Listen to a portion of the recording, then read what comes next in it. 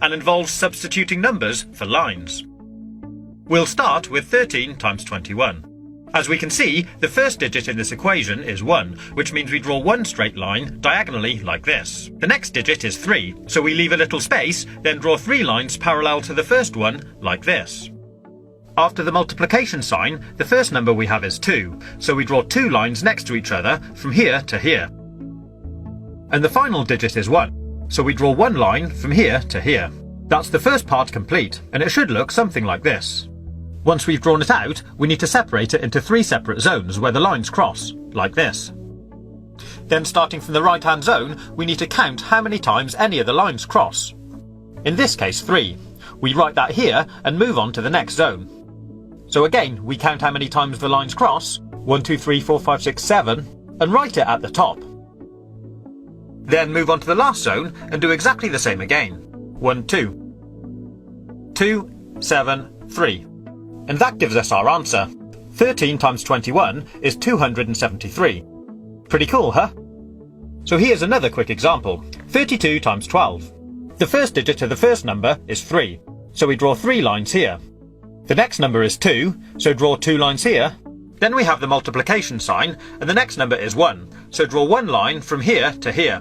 And the final number is 2, so draw 2 lines here. Then we mark out our 3 zones again. And starting from the right, start counting the dots. 1, 2, 3, 4. 1, 2, 3, 4, 5, 6, 7, 8. Write that here.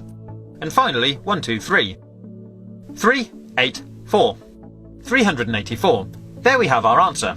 Simples. But it does get a little more complicated if we add more lines. I'll show you. Let's multiply 14 by 23. So draw out the pattern. 1, 1, 2, 3, 4. 2, and 1, 2, 3. Mark out our zones, and now let's count the dots. Starting from the right, we have 1, 2, 3, 4, 5, 6, 7, 8, 9, 10, 11, 12.